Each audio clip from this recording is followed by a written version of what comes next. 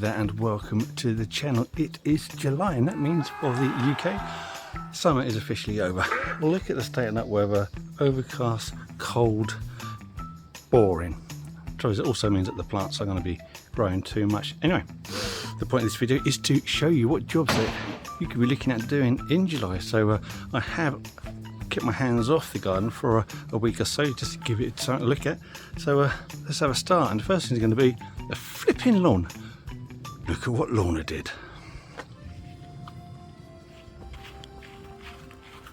Look at the flip of that. It's okay, I know she didn't do that on purpose. She was cleaning the pool lid, left it on the grass, and this is either damage caused by a chemical contamination, which hopefully it's not, because that's more difficult to deal with, or it's just where the lid's been on there, heated up in the sun and transferred that heat into the foliage of the grass and killed it all off, which if that is the case, which I assume it will be, then that's going to be quite an easy fix. I just need to reseed that. It'll take 2 to 3 weeks for those grass seeds to germinate. I just need to make sure that it gets watered during that period of time, simply because it's not rained for about 3 weeks, so without rain, no grass germination. Second issue I've got with lawn is clover. There's an awful lot of clover coming through. Now, I know that Lorna's tortoises do like it, but I don't particularly like it. I think it looks unsightly, so there's a little bit of an argument at the moment as to whether or not I'll put down a lawn feed, weed and moss killer, which you can apply any time in the year between April and September, which of course if you're an Australian, and there's nothing wrong with being Australian. In fact, there's a family secret regarding Australia, which we don't talk about anymore. Then obviously those timings will be different, but we'll see. Maybe I'll just mow it and hopefully I won't see those rotten, horrible, ugly flowers. While it's warm, hanging baskets, check those daily. They probably need watering daily. Feed weekly. Same goes for the tree fern. Water daily, feed weekly, and all in the crown. And then also once a week, give that trunk a massive soaking. Now you might have noticed we've got fatsias. This time of year they start to shed some of their older leaves. Well, I can't really see it in this image, but let's just take a closer look. There you go. So you got old leaves, they come off. Yellowing leaves, they come off too, and that just keeps it a much cleaner look for the rest of the summer.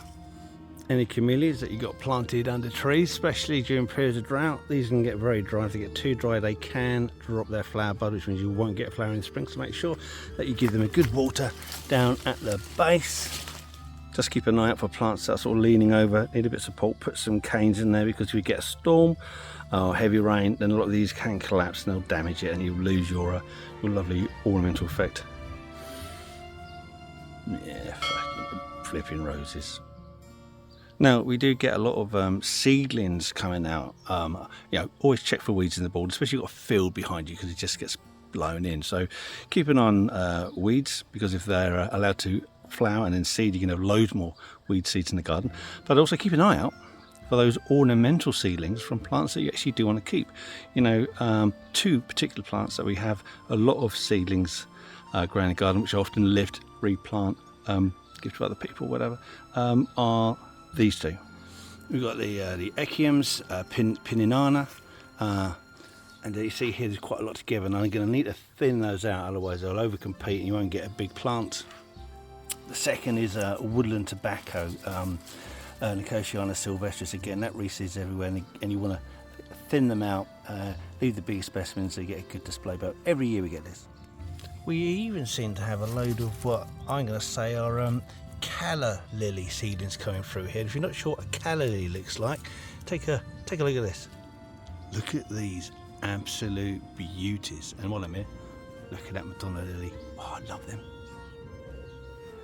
And of course, don't forget, if you are having a period of drought like we often do in the UK over the summer, is to water your plants, and in particular be aware of those plants that do come from wetland conditions, such as your cannas and your kaffir lilies and your callas. Just make sure you know your plant requirements, and that those plants get the requirements, otherwise you can lose them for this year, or they just won't survive the winter because the condition will be too poor. Hold on a minute, I've got something important to say. If you've enjoyed this video or just find some of the information in it useful to you, then consider clicking on the like button. That way it makes it a lot easier for YouTube to find other people who want to find that information. Anyway, no further ado, let's continue finding out what old Boilbutt has to say. Well, the courtyard isn't looking too bad, and we've got a little issue with some weeds growing in this pot. I'm trying to persuade someone with smaller hands than me to get in there and take those out so they don't damage any stems, because they can snap if you're a bit clumsy. And also there's an issue with this aeonium here, which is supposed to be like a nice centerpiece in the middle, but you have these really weak stems and it's flopped out and it's grown over the pot, so it's no good. So what I'm going to do, I'm going to do a cut around about here, let it callus off for a few days and plant this up as a brand new plant. I mean, look, it's so heavy, there's no way that the weight of that could be supported by the stem. So that'll go into its own pot, and hopefully we'll get new growth, which you should do, coming off here. But whether it will grow back in time for when I want this display actually looking good, I'd probably not. I might have to replant that.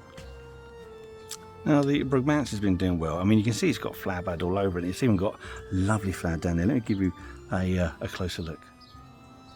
Look at that little beauty.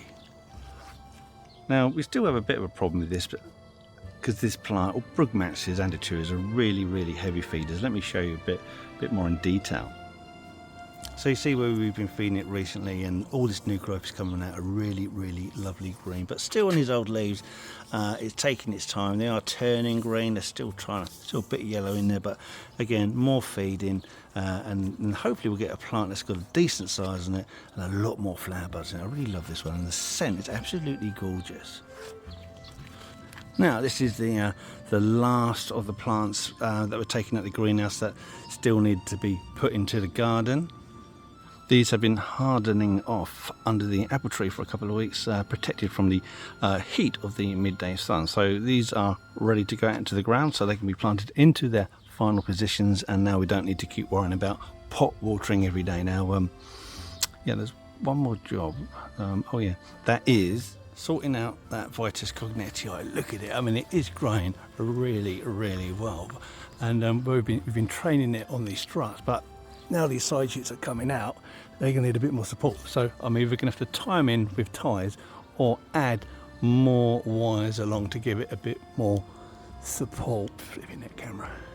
Actually, there were a couple more jobs where we had these big paddle-shaped leaves emerge at the beginning of the summer from this Musa basji. That's the Japanese or hardy banana.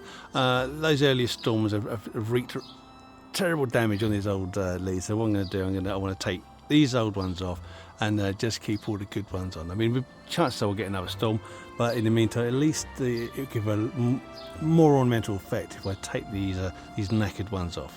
The other one is this. Got this camellia here, which was one of the few plants that are still left in the garden from when we moved in, and it was absolutely enormous, but it was growing out into the field because this apple tree bulb said the canopy was really low, so I had to leg up the whole canopy, and I gave this camellia a really severe cut. That was about 2 years ago, so now it's really bounced back, but what I don't want to happen is the same problem that we had before, where it just overgrows. So this is what I'm going to do. I'm going to take these long stems and I'm going to tie them into this fence, and I'm going to create like an espalier kind of style plant. I don't know how far it will go along the fence, but it will certainly give better flowering because you'll get more flowers appearing on these lateral branches rather than these vertical branches. So something like this, I'm either going to either take it out, do a cut here, or just bend it down and again grow it laterally along the fence. So there you have it. Those are my garden jobs for my exotic garden, which me and Lorna will need to do over the next few weeks. And if there's anything we miss that you spotted in the garden that we should be doing, then let us know. We would love to hear from you. Plus any seasonal time sensitive jobs that you also feel we should be doing, let us know about that. Anyway, thanks for watching, and before I go, I have a message from the past. Right, now, just before you go, if you want to see more content, more behind the scenes stuff, and images that I've taken of some weird freaky plants over the years, then you're in luck, because we have created an Instagram page. So you can find the link in our description, you can find the link on our main page, and if I'm clever enough I might be able to get a link somewhere up there. Anyway, thank you for watching, and if you want to see more YouTube stuff, then check out this video here. That's quite a good one. And if it doesn't float your boat, then another one right there. And enjoy these while still got the strength, imagination and aptitude to make them. Thank you for watching. Goodbye.